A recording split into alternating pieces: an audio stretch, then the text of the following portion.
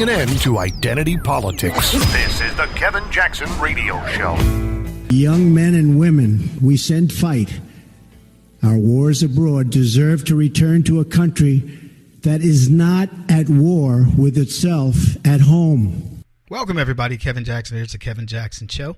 That, of course, was President POTUS 45, Donald Trump, saying to the young men and women who go off to war, when you come home, you need to come home to a civilized country. You need to come home to something that is representative of what you have done on behalf of this country. And because of leftism, we don't have that. We have people who want to create strife from nothing. The Antifa people, the Black Lives Matter people, the leftists in general, all they want to do is complain. They want to bellyache. These people are over fighting in third world armpits, hot, in the worst possible conditions, day in and day out.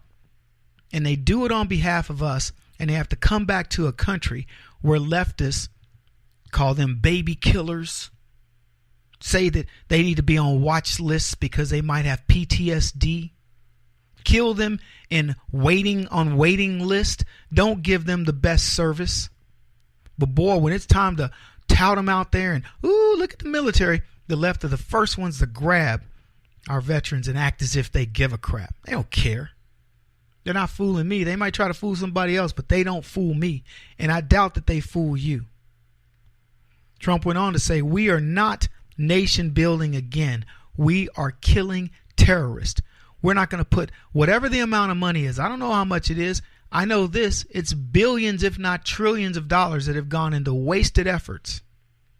Efforts that can be undone because some little pansy president like POTUS 44, Barack Insane Obama, decide they're going to change our entire strategy. It's no longer America first. It's no longer deploy our troops to win so we can get these kids home, back to their families, back to their lives. He employs a strategy of tuck your tail between your legs and run.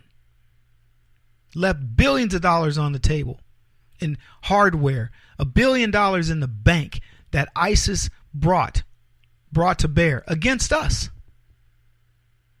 But he says he loves this country. He claims it's for the better. We are fighting, spending more money than we ever have because of the lack of backbone of Barack Obama and the leftists that support him. And they claim they want him back. Good luck with that. Unfortunately, folks, when we talk about killing terrorists, the American terrorists are excluded because we're civilized. We won't kill Antifa.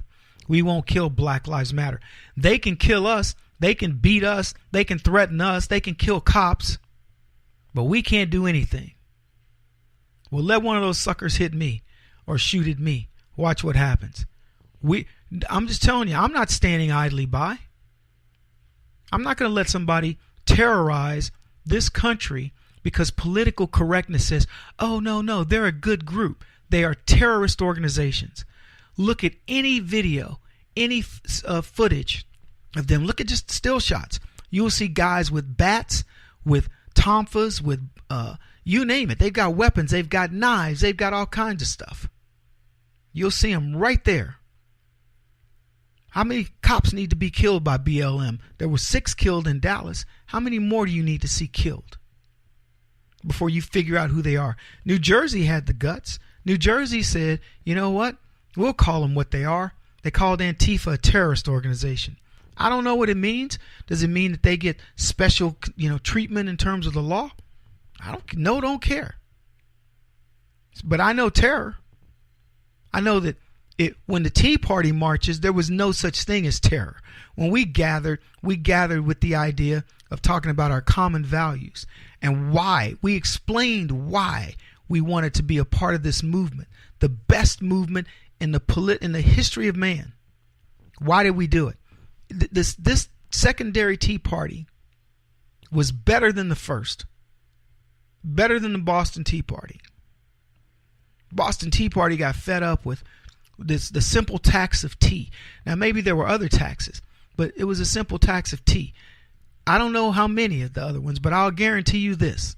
There are 10 times more taxes on you as a person now than there was then. I don't know what a retail tax was. I don't know what a personal property tax was. If that existed back then, I doubt it. I bet you didn't have to get a fishing license. When do you think marriage licenses came into play? When do you think taxes on alcohol and cigarettes came into play with people who were distilling their own alcohol, their own spirits, and growing their own tobacco and whatever else? What else could be taxed?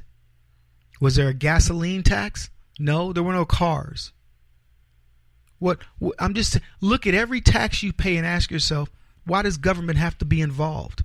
And the short answer is they don't. Government inserts itself. It finds a place to burrow in like a tick and start sucking blood.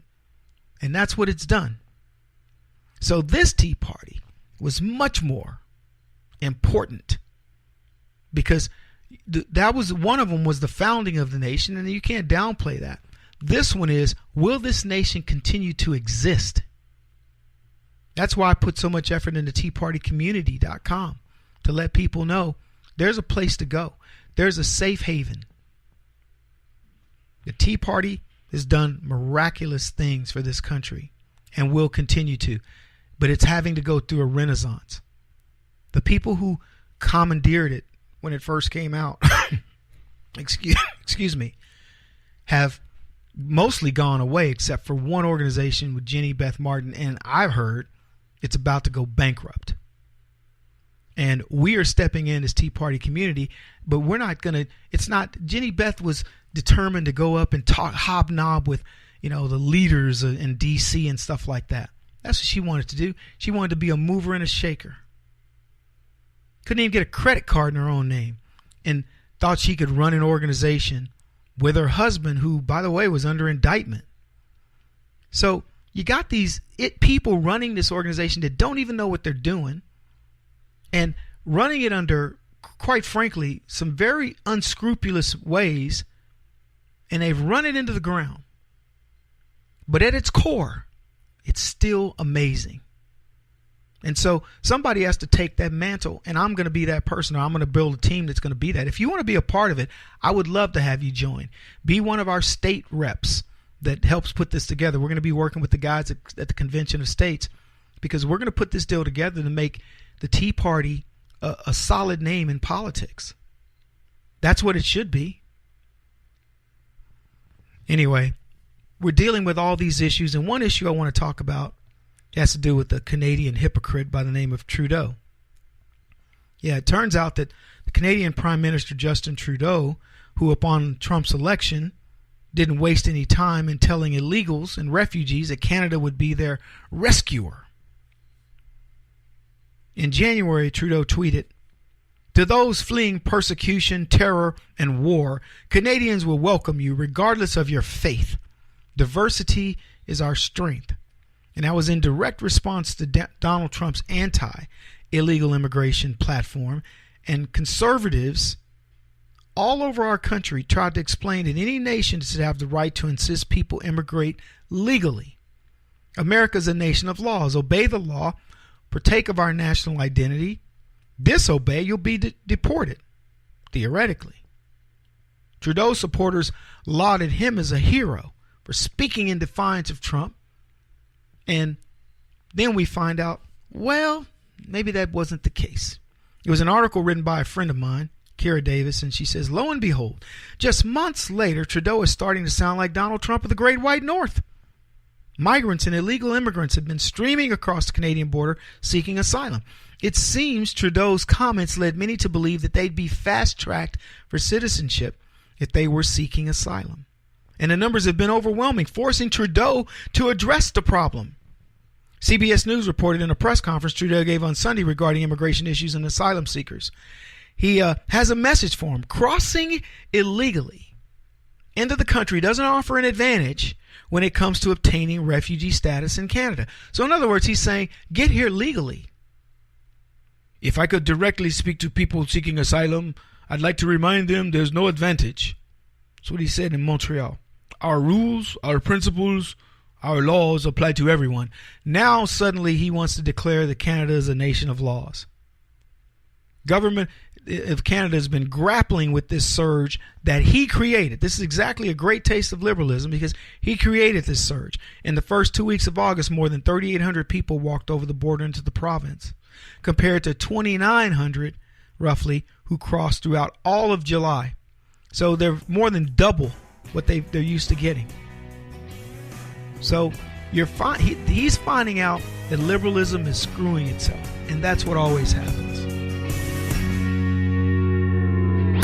He won't stop until he's the top-rated radio talk show host in America. What kind of weird competitive freak are you? This is the Kevin Jackson Radio Show.